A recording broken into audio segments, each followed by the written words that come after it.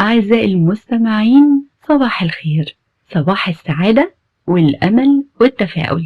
يوم جديد وبداية جديدة، وتعالوا نتكلم في موضوع يمكن يكون قديم، لكن أهو بنتكلم من باب تجديد الأمل، تجديد التفاؤل. قبل ما نبدأ كلامنا في الموضوع اللي هنتكلم فيه، تعالوا أحكي لكم حكاية صغيرة. في يوم من الأيام مجموعة من الناس سألت حكيم: إزاي نقدر نحقق السعادة في الحياة؟ رد الحكيم: بسيطة، بس أنا مش هقول لكم الطريقة، أنا هخليكم تكتشفوا ده بنفسكم. دعاهم الحكيم لوليمة، ولما قعد الكل على مائدة الطعام بدأ بتقديم أطباق الشوربة. ادى كل واحد فيهم معلقة طويلة متر تقريبا، واشترط عليهم ان كل واحد يشرب الشوربة بالمعلقة العجيبة الغريبة الطويلة دي. وبعد محاولات ومحاولات كلها فاشلة، الكل معرفش يشرب الشوربة. وقعوا الشوربة على الأرض، وقعوا شوية شوربة على هدومهم. في النهاية الكل قام جعان. ندلهم الحكيم، طلب منهم انهم يقعدوا تاني على المائدة. مسك الحكيم المعلقة، ملاها شوربة، ومد ايده لواحد من القاعدين وقال له: اتفضل. طلب منهم انهم يقلدوه. كل واحد مسك معلقته ملاها شوربة، وبدل ما ياكل هو اكل اللي جنبه. الكل كل، الكل شبع وحمدوا ربنا. وقف الحكيم وقال لهم: لو كل واحد فكر في الطريقة اللي يشبع بيها هو بس هيفضل جعان. لو كل واحد بقى فكر انه يشبع غيره ويأكل غيره،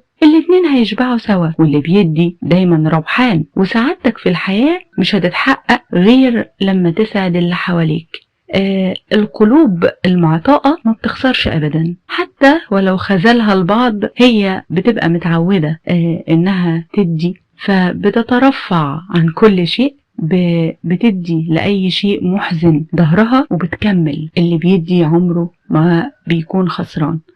وسعادتك هتكتمل بس لما تلاقي كل اللي حواليك فرحانين. لو فكرت ازاي تسعد نفسك هتتعب كتير، وهتحس ان انت بتلف حوالين نفسك بدون ما تفكر. لما تلاقي نفسك متضايق، حاسس بانك مش سعيد، ابدأ في تقديم السعادة الذهبية للناس اللي حواليك. اسعد ابنك بفسحة، بلعبة، بمشاركته، حتى مشاهدة فيلم من الافلام اللي بيحبها.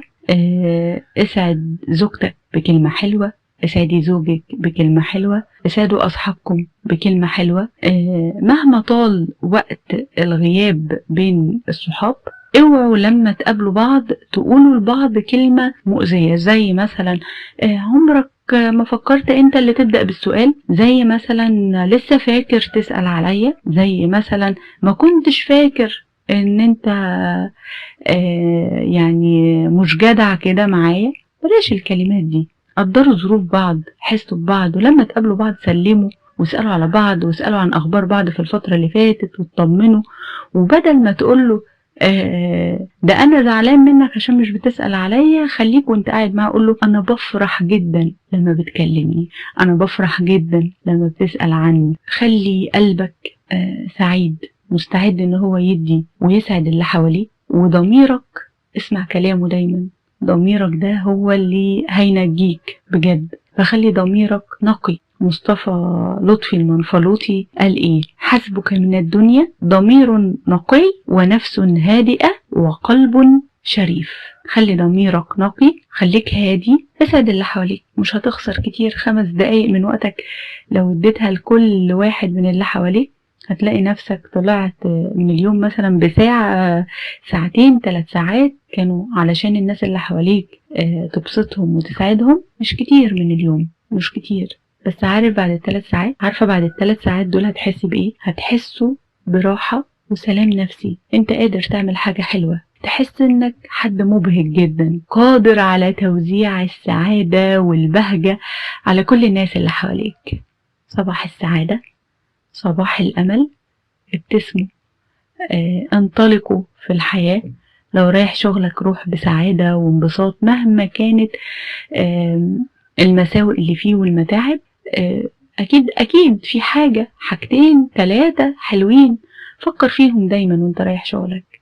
انت كمان لو حاسة ان المشاغل اليوم كتير، وان في حاجات كتير لازم تتعامل من الصبح بدري، والولاد والمطبخ وغير الشغل اللي انا هروحه، هونيها على نفسك. لو فكرتي في انك قد ايه حد قوي، قد ايه حد بيعرف يدير اموره، فانت شاطرة، انت حد مميز، حد بيعرف ما شاء الله ما شاء الله يعمل كذا حاجة مع بعض. حتى لو انت مضطرة لده بسبب المادة او الماديات، عادي، المشكلة برضو انت حد مميز بيعرف يدير امور حياته وبيعرف يساعد. انا بسقف لك جدا، يعني شاطرة. المهم ما تزعلوش ولا تتضايقوا، مفيش حاجة مستاهلة في الدنيا. صباح الخير. انا ايات يوسف كنت معاكم وهفضل معاكم كل يوم، بس علشان يكون في بس للطاقة الإيجابية.